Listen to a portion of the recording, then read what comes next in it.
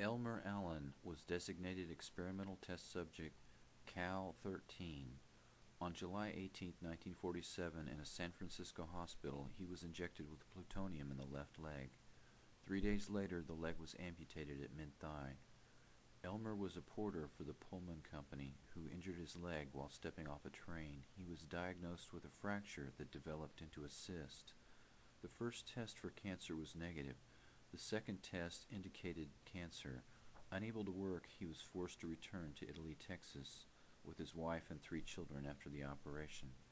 His wife recalled that he began having epileptic seizures.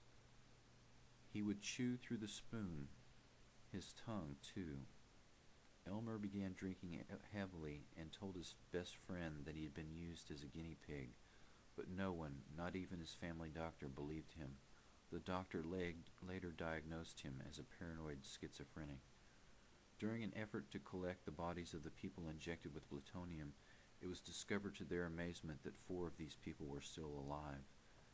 In 1943, Austin Buse, from the Center for Human Radiobiology, wrote to Elmer and asked him to be in a metabolism study.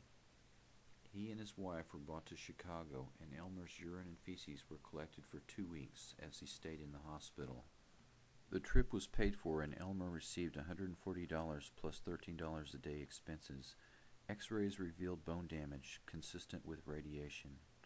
He died in 1991. His headstone reads Elmer Allen, 1911-1947, Cal 13, 1947-1991, one of America's nuclear guinea pigs. While these secret experiments on thousands of Americans were going on in hospitals, the very public testing of nuclear weapons lasted from 1945 until the Test Ban Treaty in 1963. Approximately 253 above-ground tests were conducted in the Pacific and the U.S., in which nearly 400,000 military personnel took part.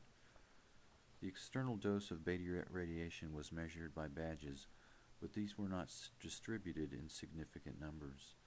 The badge did not measure the dose from other external particles such as alpha, gamma, or X-ray radiation, nor did it measure the ingestion of small particles that lodge in tissues and do continuous damage. Some of the troops felt immediate effects of radiation poisoning and developed lifelong complications, while others became sick many years later. Bill Scott of Camarillo, California, was a former Air Force photographer and filmed some of the nuclear tests. According to Helena, his widow, starting in 1955, Bob had nosebleeds, backaches, and coughing attacks followed by vomiting, nausea, and upset stomach. His nosebleeds would last for days at a time. His teeth rapidly decayed and his feet became dry and scaly. In 1971, he was hospitalized for tests that found bone cancer that spread rapidly, and 6 months later he was gone. The Atomic Veterans newsletter published the following statement: "We are the victims of radiation experiments too. They exposed over 200,000 of us in over 200 atmospheric atomic and hydrogen bomb tests between 1945 and 1962. They deliberately bombed us with nuclear weapons and exposed us to deadly radioactivity to see how it would affect us and our equipment in nuclear warfare on land, sea, and air. They didn't need our informed consent because we were under military discipline. They devalued our lives, too. They made us sterile. They crippled and killed our children. They made widows of our wives, then denied repeatedly and publicly that there was ever any danger. Say the lie often enough, and people will believe it." The third group of experimental human subjects are the downwinders. This term refers to all the people exposed to radiation as a result of atmospheric testing. This group in essence comprises the entire U.S. and in fact the entire world.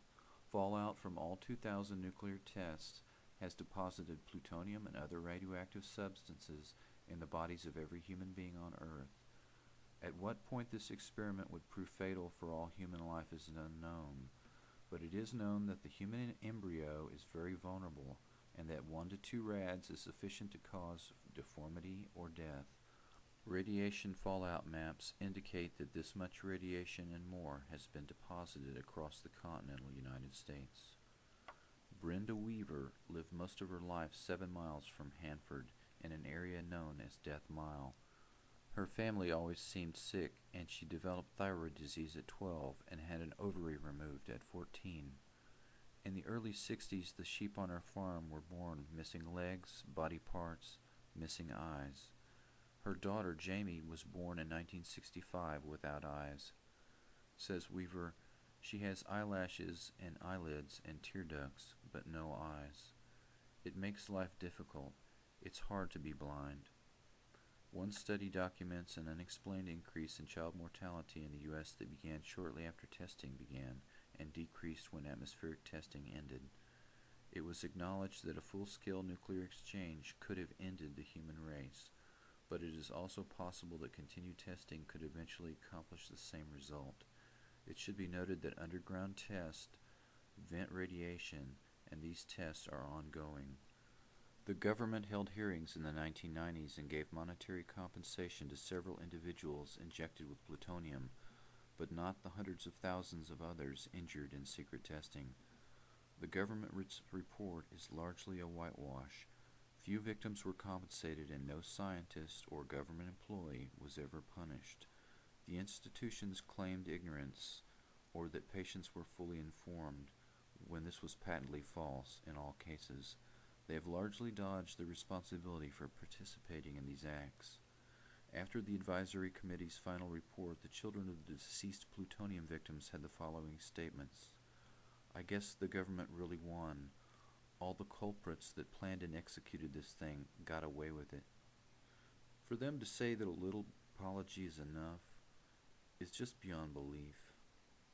I do feel betrayed, and I feel abused by this committee's report. Nuclear explosions produce plutonium oxide, which is deposited in the lungs and lymph nodes and cannot be detected in the urine. The human experimental subjects were injected with plutonium citrate or plutonium nitrate, which does show up in the urine. 30 years of testing urine from those exposed in above-ground tests has led to thousands of useless tests that show a false negative and false evidence that could be used to claim that these human exposures were low or non-existent. The search for the biological dosimeter lasted 30 years at dozens of labs, costing millions of dollars, and produced no answer. Just how much radiation is a safe dose in the human body, and how to measure the amount the body has received is still unknown. The current answer in science is that there is no such thing as a safe dose of radiation. Mary Jean Connell, the only living victim of the plutonium experiments, when asked how she felt after receiving $100,000, merely replied, I'm afraid it's going to happen again, you know.